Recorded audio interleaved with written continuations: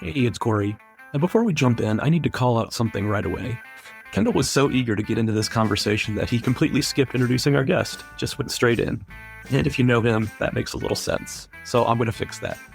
Today we're talking with Elizabeth, whose story goes from being an only child to discovering 12 siblings. Yes, 12. And once you hear how that unfolds, the phone call, the silence, the moment everything changes, you will understand exactly why Kendall couldn't wait to get into it. This is one of those conversations where you think you're prepared, and then something hits a little too close to home. We talk to a lot of people on this show. There's a lot of incredible stories. But every once in a while, there's one that catches you off guard. This is one of those. Okay, let's get into it. Welcome, Elizabeth. The interesting part to me about your story is that you moved to be with your family. When I reunited with my birth family, I found 11 half brothers and sisters. Wow. And so 8 in New York State and then 3 in Florida at the time, because they were all really young. And then I was just listening to your first 2 podcast episodes to kind of hear more about your backstory. And I was like, oh my God, they moved. That never even dawned on me to move, which is amazing. Yeah, it's funny that you say that because we had been in San Francisco for 9 years. My joke is that I helped Corey escape St. Louis because Corey had born and raised there and loved it. And I lived there for 10 years. But he and I moved out to San Francisco together in 2008. We would still be there if I hadn't made this discovery. But I don't know that you just instantly click sometimes with people. And when I came to meet my dad and 2 of his other 3 kids, it was just instantaneous. I knew that we would stay connected, but I just was looking at my 1 niece and 3 nephews were much younger. This is 2017. And I was like, I've already missed a lot of time with them. I want to be around them. You know what I mean? Because we instantly started going to every holiday party that my family put on. In fact, my dad's ex-wife, who is the mother of my local half brother and half sister, we go to her family's Christmas party every year. And I'm not related to those people, but they treat me just like I'm one of their cousins. I missed that. Adoptive parents, I lost them when I was 10 and 16. Yeah. So, I didn't feel alone per se, but it had been 30 years since I lost them. I was ready for connecting with more family. And it isn't all lollipops and unicorns. I mean, there are moments where you're like, oh, okay, I guess I have to deal with this now. Because I was very delusional about how great, you know what I mean? I think because I didn't really have any siblings, I grew up with a stepsister that I stayed really in good contact with as an adult. But, it's all good. It's family, right? It's Family's complicated no matter how you slice it. Right. I was very delusional about things, but I was really coming into it like, we're going to make this happen and this is going to be great. And I'm so glad they found me and blah, blah, blah. We like not knowing a lot about people's stories before we start speaking because I feel like it's more organic. Have you been to a Roots conference before? You just weren't at this one? The first time that we really even knew about it was the one that Corey was able to go to 2 years ago. Okay. 2 years ago, I had work things going on and I couldn't really make it happen. And this year I was supposed to be there, but we have he's getting better, but we had a very sick dog. Our little 10-year-old dachshund had 2 major surgeries in the span of like 8 days.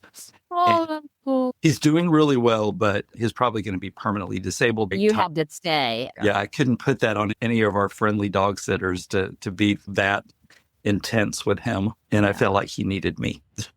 In fact, I missed one of my half brothers' weddings because our dog had a vestibular event that kind of looks like a stroke. Yep. And I had to call him and I was like, John, I loved you and I want to be there, but we cannot leave this dog. No, I hear you.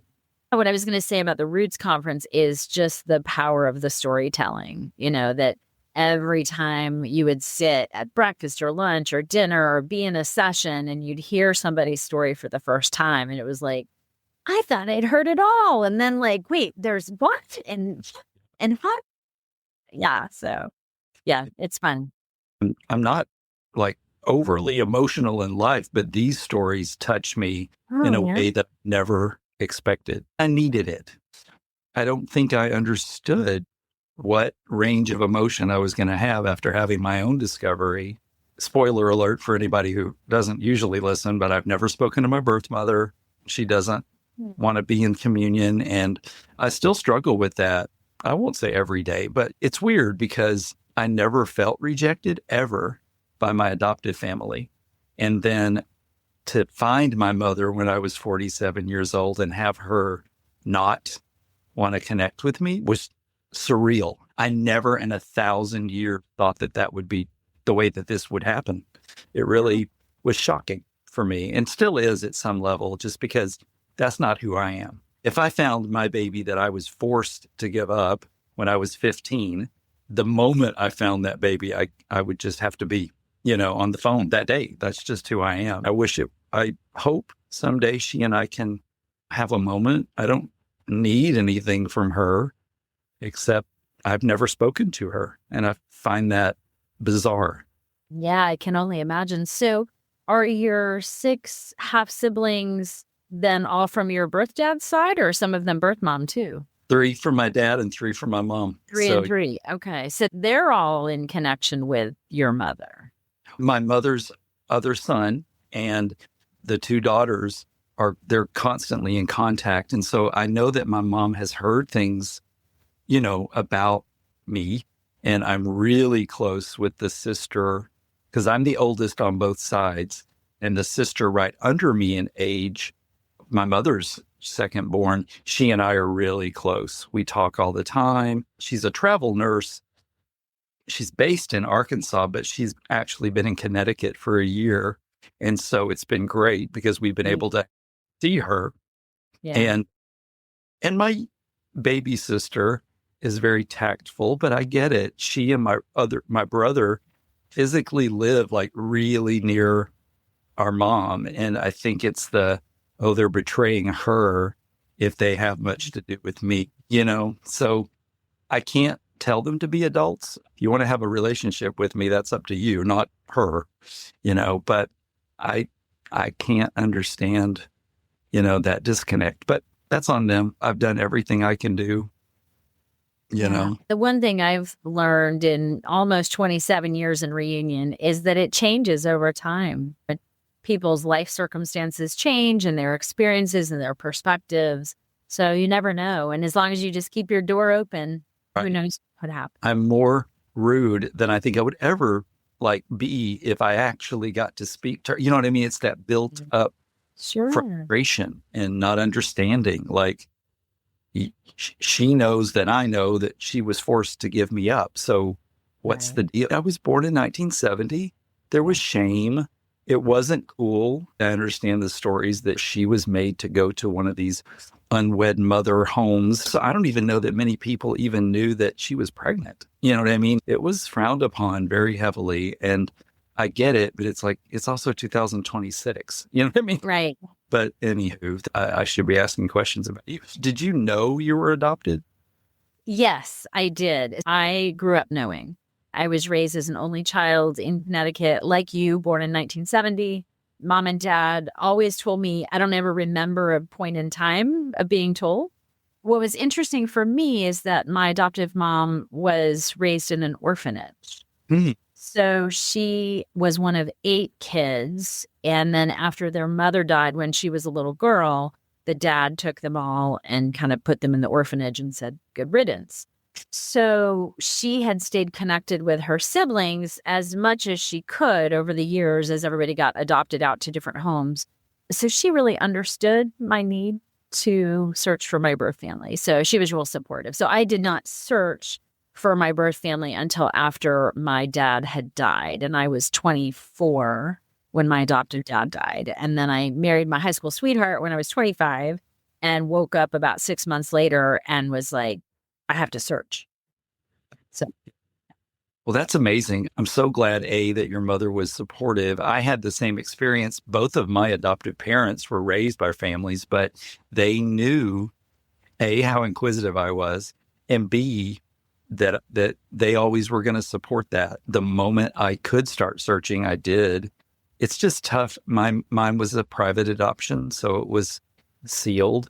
And I petitioned the court multiple times. And the funny thing is the guy that was my parents' attorney through my adoption, he had since gone on to be a prominent judge in our county. And he was a family friend. He came to our parties and all that stuff. And after my parents had both died, I remember being 17, went to his office one day and I was like, "You're such a great family friend. Can't you help me out a little bit?" And he's like, "Kendall, no, I can't. No, I'd love to be I cannot do that. I will be disbarred." Wow. So I get it, but I feel like the answers were always so close to me, Yeah. which was frustrating because I had some minor health things in my 20s and I just really wanted to know some history. And that's always a fear, I think, for adoptees. But it was more than that. It was, my parents are both gone. I'm an only kid. I've got to have people out there. Right. Like they find me under a rock. You know what I mean? That was what was interesting about listening to your story, is that you really had a fixation on there might be siblings out there. And I remember when I was searching in the late 90s, of course, before the internet, before DNA testing, all of that, I was solely focused on finding my mother. And so when I found her, and that would have been 1999, and I actually ended up hiring a private investigator. Actually, this is kind of a quick, fun story, but I just shared it actually at the Untangling Our Roots conference when I was doing my presentation. So if you remember back in the late 90s, the television show ER. Oh, yeah. I think everybody watched ER back in the day. Loved. And they had a storyline about Carrie Weaver, the doctor, and she was an adoptee. And there was a woman who had come into the hospital and she thought that it was her birth mother. And she said, I'll never forget it. She said, I always thought that if I met my birth mother, I would have time to get to know her. And now it appears that she's dying. And that it turned out that woman was not her birth mother in the storyline. But it was that episode that made me pick up the phone and call this private investigator who I had her name for almost a year, who had helped a friend of mine because we were born in the same tiny little hospital in Elmira, New York, which is kind of, southern New York. At any rate, and when I called the PI, she called me back within 48 hours and she said, I found him up. Wow. I had to send her my money. I did. It was the best money I've ever spent. So I got my birth mother's name and her phone number and her address. And I came home from work that day and was talking to my then husband, which was my high school sweetheart. He had known my whole story and had known my family and everything. Sure. And he said, well, what are you going to do, Elizabeth? And I said, I don't know, maybe I'll write her a letter this weekend or something. And he said, well, why don't you just call her right now? And I was like, you know what? That's a good idea. And so I did. I'll never forget it. I got up out of my chair. We were eating lunch and I went and used the restroom. I brushed my teeth. I combed my hair. I grabbed a box of Kleenex. I grabbed a little journal, like a pad and paper. And sat down in the chair and I said, okay, let's do it. And I picked up the phone and I dialed and I hung it back up. I was like, I can't do this. And he's like, you've got this. Yeah. I called again and I just said, hi, I'm looking for Kathleen Walker. And she said, oh, it's me. How can I help you? And what's interesting is at the time, my married name was Becker. I had taken my first husband's last name. It's a good German name. And so I said, my name is Elizabeth Barbour, and I'm doing research on my family history, and I'm wondering if you can help me. And she said, oh, sure, yeah, what do you need? What I didn't know is that she was German and had all these relatives who were Becker. So she just thought I was some cousin. Yeah. So then I went on and I said, this is when I was born, and this is the hospital, and I think you're my mother. And she didn't say a word for probably a minute. And I was the one who had to speak again. And I said, did you give birth to a baby girl? And she said, I've hoped and prayed that this day would come. Oh, wow. I still get choked up 27 years later. One of the best days of my life. I was listening to your story about the first time you spoke with your brother. And it's like, that was how I felt with my mother. It was like, best day of my life. life-changing in every way. So we talked for just about 20 minutes that first phone call. And she said, well, I have to get back to work. I said, well, me too. She said, well, let's talk tonight. So we talked on the phone that night for about 2 hours. Wow. And she put one of my sisters on the phone, and she said, Dina, listen to her. She sounds just like me, which I do. I sound like her. I look like her. And so during that time, we got to know each other a little bit. And I said, are you married? And does your husband know about me? She said, yes. And I was like, okay, good. Because I want to make sure she had support. I'll tell them about you tonight. So she told them like right away. Right. And then I met her, I was living in North Carolina at the time, drove to Florida. Interestingly, she only lived an hour away from my adoptive mom. All those years I had been going to Florida to see my mom, who had retired there after my father passed away many years prior. And here my birth mom and my siblings were just an hour down the road. So we went down and I met her in person 2 weeks later, and met her and her husband and then my 3 siblings. And then she showed me her high school yearbook and she said, well, that's your birth dad. And I said, well, have you talked to him? And she said, nope, not since 29 years ago when I told him about you. And I said, do you know how to get in touch with him? And she said, as a matter of fact, I do. He works for my cousin. So she said, you just let me know. And so the next day I said, I want you to call him. And she was like, but you just met me. And I said, if we're going to do this, like, let's do it. She called him and it took him about 2 or 3 weeks to call me. And then eventually he called and we had a great talk. And he said, I don't know what you want. And I said, I don't either. Let's just take it one day at a time. I said, are you married? Does your partner know about me? Yes. Great. I said, do you have any children? Only 8. Wow. I went from being an only child to the oldest of 12 in less than 2 months. That's crazy. And did you get to meet all of them? Oh, yeah. Yeah. Oh. Yeah. We've been in reunion for 27 years. I've been to as many high school graduations, college graduations, master's degree graduations, weddings, funerals. I was doing the math the other day. I think I have 16 or 17 nieces and nephews, and we've got 2 more on the way. Wow. We've done occasional holidays, occasional trips. Yeah, it's been a wild ride. So do you have children yourself? I'm actually an adoptive mom to a daughter who is 15. And we are actually, thanks to DNA testing, in reunion with her birth dad and his family. Oh, great. It was originally an open adoption, and then her birth mom closed it when Riley was about 2 years old. We hold out hope that someday she will come back to us. The door is always open. But then we did DNA testing one Christmas and got the results back and saw a name. And we're like, wait a minute, who's that? That's not who we thought it was. We had not met the other person who we thought was her biological father. So we just let it sit in Ancestry. And a couple months later, they reached out and said, can you help us understand the relationship? And we said, well, we think that this is Riley's dad. So he lives in Atlanta. We've had a great relationship. He and his wife just had a little boy about 2 years ago. So Riley has a half brother. And we try and see them a couple times a year as much as we can. Once she turned 13, I said, you know what, you can have his number now. But before, from ages 9 to 13, we supervised all of the communication.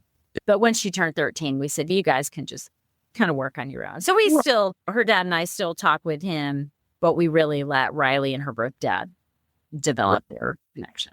And I think for her, so important to know that you had these revelations in your own life and that it was positive, right? And so why not go for it? Part of the healing journey for me was learning. I worked with a family constellations facilitator in Asheville. It would have been back probably 20 years ago. And he said to me during a session, he said, Elizabeth, you don't have 2 parents, you have 4 parents. And the light just went on. And for like the truth has been spoken, and no one had ever said it to me that way. So now in raising our daughter, we just say, you know what, Kitty, you've got 4 parents. You have mommy and daddy who are raising you, and you have your birth mom and birth dad, and we're all part of your ancestry and we're all part of your lineage. I feel very confident because I knew I had their support. I feel as if my adopted parents were alive, they would be so happy for me to have found both sides of the family. I do worry that my adopted mother would have been very forceful with my birth mother to say, hey, this is your kid, be nice. You know what I mean? But Right. I get it.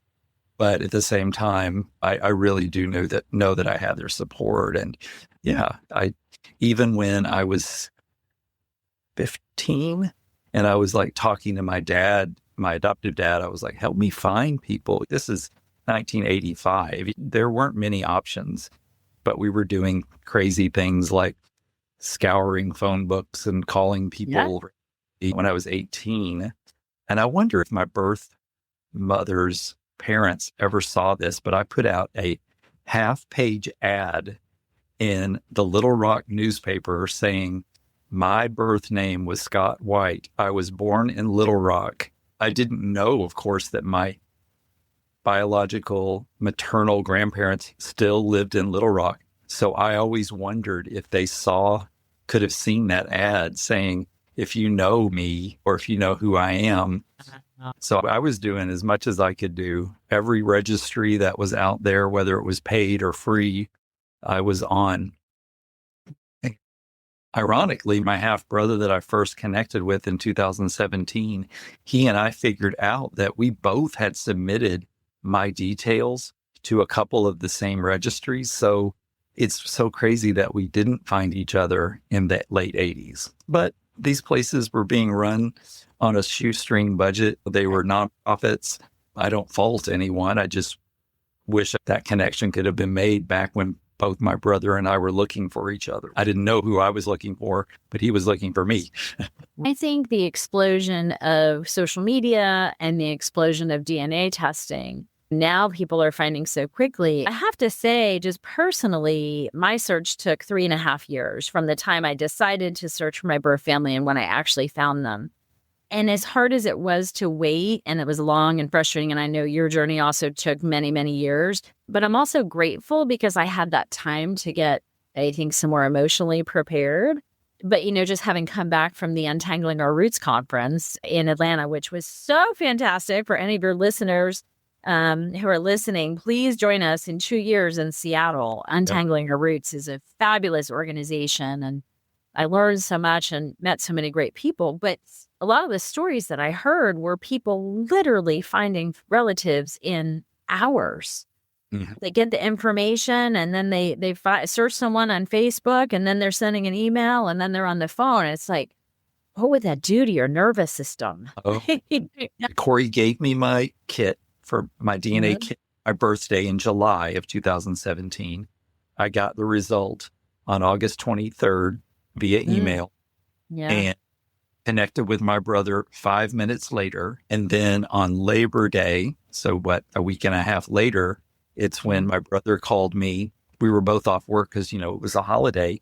And he calls me and he says, well, I've been hounding Dad every day since we found you to give us details about how to find your birth mother. She had a very common name that would have been really difficult. And he gave me the details that helped me literally, like you said, while I'm on the phone with him, I'm on Facebook. And in 5 minutes, I found the right woman because my dad had remembered, he knew my mother's family, and he remembered her younger sister who had a very unique nickname that even the teachers called her. And Chris, my brother, had already done this, but he said, I just Googled your mom's name, your auntie's name. And he's like, and they came out. Find her online. And I did. It was crazy. And that day I reached out to one of my half sisters on my mother's side on Facebook and said, you might not even know I exist. And she didn't because my mother had never been honest about the fact that she had given me up. It was traumatizing for my sister to say, because the way the story goes is that I instant messaged her on Facebook and said, I was born with the name Scott White. I was born on this day in Little Rock at this hospital, and I think I'm your older half brother. And she said that she was out shopping with our mother. And she said, Kendall, I didn't even have to ask whether it was true because I just turned my phone around and was like, what is this about? And she almost had to catch our mother because she almost fainted.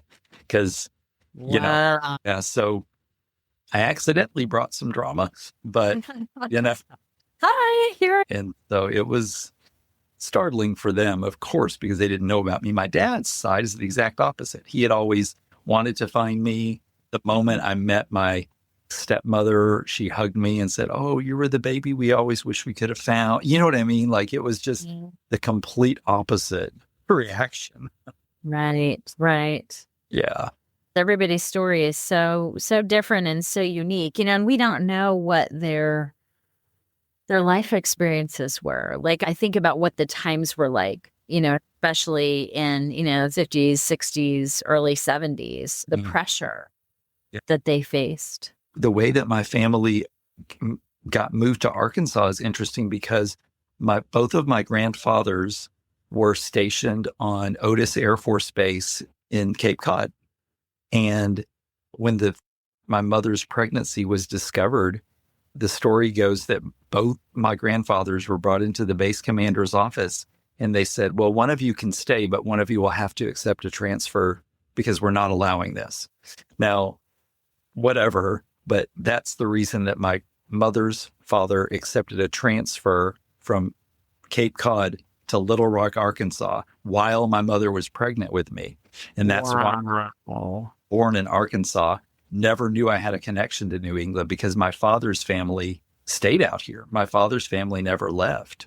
My mother and father never saw each other from the time she was 6 months pregnant with me. He did know that I was born. He got that message somehow, but he didn't know how to find me. And he was out here on the East Coast and she was in the middle of Arkansas. So it wasn't simple like it is today. Well, I don't know that simple is a word that we would ever use to describe any of our stories, But I just mean, even though distance, you just didn't have easy ways to connect with people. You know, I'm so happy that you got to go to the conference. You had the support from your adoptive mother for so long, and that you're supporting your own adoptive child in helping her get through it, because you know that you go through a range of emotions and your daughter's going to need that support. And we talk openly about it. And I think a lot like you, we think of family as addition. It's just expansion. It's both and. It's all of the above. And, family is just, there doesn't have to be one particular definition of how we look at who people are. I remember when we were in reunion with Riley's birth dad in the early days, and I shared some stories on Facebook, with his permission. Lots of friends were like, oh, wow, you guys are so generous to support your daughter with that. And I was like, what? It's like, no, we're not. Like, this is the truth of who she is. This is her family. Like, we're thrilled that she knows her family, her first family, her family of origin, because that's going to help her. She's a teenager now and eventually as a young adult to hopefully be spared some of the, really challenging identity stuff that those of us who grow up not knowing any family and just being able to talk openly about it too, I think is important. Yeah, because I remember it was really well accepted when I was adopted in the town. My town's as big as the room that I'm in. You couldn't keep a secret if you tried, but my parents were so happy to have gotten a baby and that it was so commonly known. Thankfully, I just never had any of those weird moments that I've heard other people have, telling me stories about how they were kind of teased at school about being adopted. I never had anything like that. And I feel so fortunate because that's hard. I didn't particularly look like either of my adoptive parents. Right. Yes. Yeah. So I have such positive memories of all those things. So I'm happy to tell those stories because people who didn't have those happy stories need to hear that it can be that way, right? That it can be really positive when you're a child if you're told the truth. I think one of my big takeaways from the Untangling Our Roots conference was one of the speakers had said, truth and transparency trumps secrecy and lies. Absolutely. And when we know the truth, even if it's hard and even if it's difficult, we can face what we're dealing with. But it's that unknown, that liminal space of like, what's happening here? And I don't know. That's what helps us to feel untethered and unmoored and confused. And it's funny how you reflect on things, right, as you get older. And I remember I've never been averse to going to the doctor, but the thing that always made me cringe was every time they would ask about your family history. And I'd be like, if I tell you one more time that I'm adopted, I'm going to scream. Like, Right. I haven't found anybody. I still don't know. I wish I knew. I want to know. And then you start thinking about your ethnicity and like, where did I come from? And all of those things. And I love that side of like looking at ancestry.com. I mean, I just love seeing, oh yeah, my percentage of Scottish just got higher. Because when you come from a family, that you weren't born into, you don't have that same affinity. It's like, Right. Great, you're Native American. I'm not. You know what I mean? And not that I didn't love my parents' stories. I knew not to feel terribly connected to them, Right. Yeah. Right. It's that belonging, like you belong to both, but you don't fully belong in either. There's a photograph in our dining room at home, and it's my dad's brother. And he and I look so much alike that it's shocking. And I mean, my biological dad's brother. Okay. It's bizarre. Like I joked and said, are you sure you're? Anyway, Yeah. because if they look so much alike, I look more like my uncle than my uncle's children look like him. So it's so cool because when you don't feel like you've ever really looked like anybody in your family, it's like, oh, I fit there biologically. And I know whenever I get to see my birth family, which we live all over the place, New York and Tennessee and Florida, and I'm in North Carolina.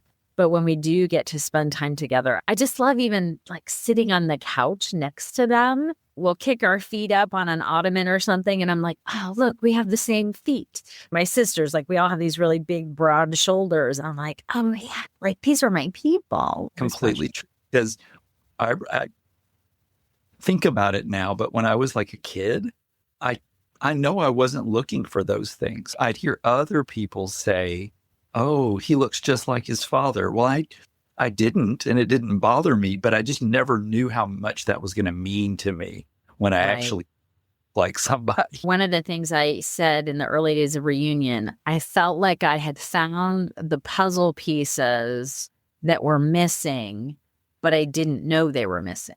Mm-hmm. Like I didn't have that awareness growing up. And then once it all goes and it all goes into place, you're like, wow, where has this been all my life?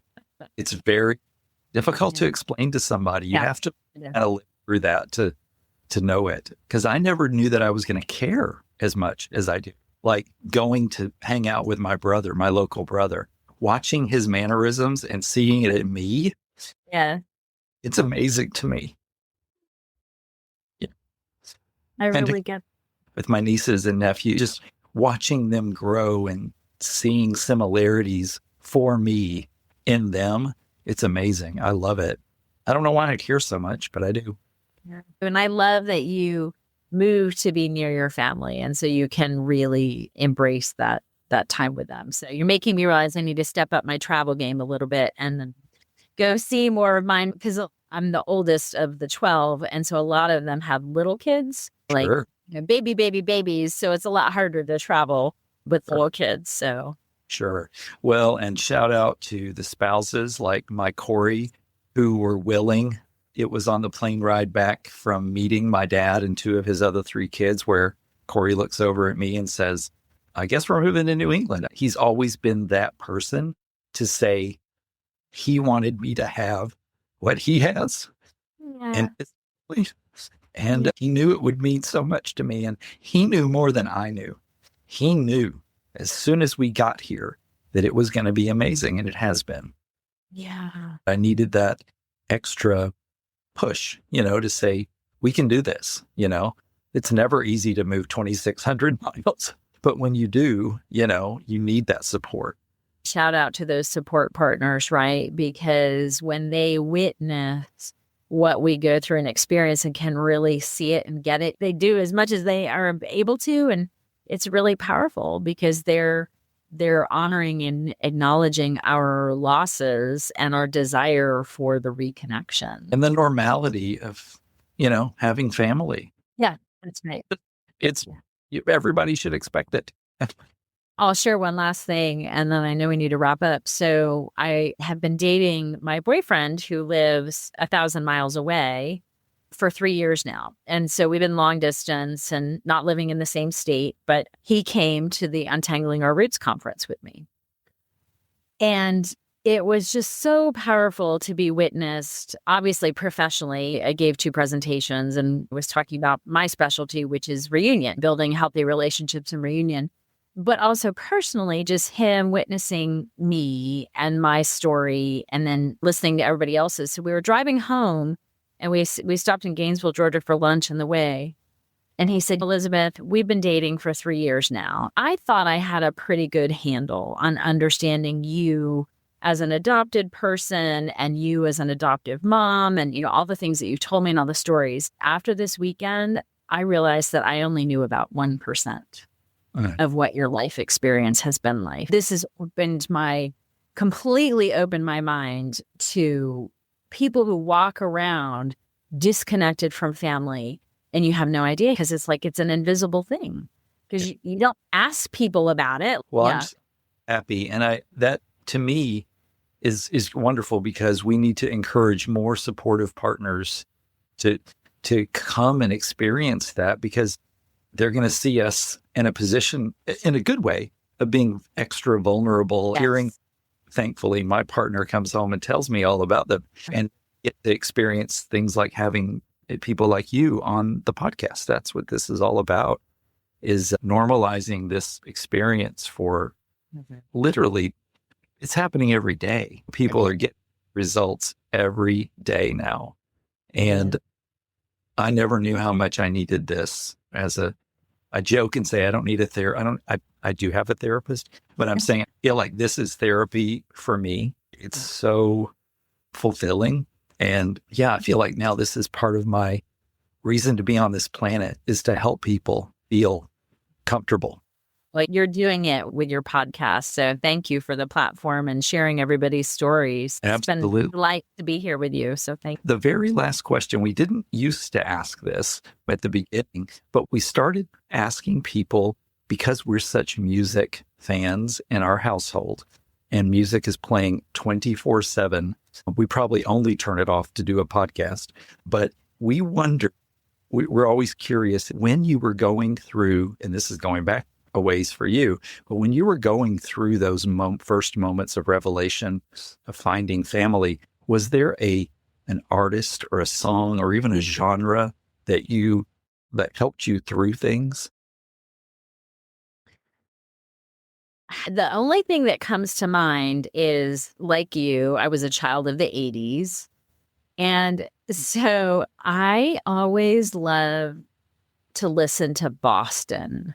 Oh, yeah. Because it's high energy. It was always like my driving music. Get on the road and just blast some Boston and drive along. And sometimes I would sing and sometimes I wouldn't. I always felt like their music. And I finally got to see them in person actually years ago when I was living in Texas and got to see them in person. I was like, they're amazing.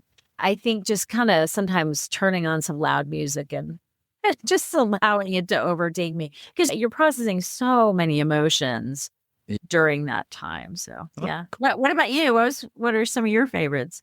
Corey and I are such 80s fans that I would have an emotional day, either had good parts of the revelation happen or not so positive things. And we would always have a little mini dance party in our tiny condo in San Francisco.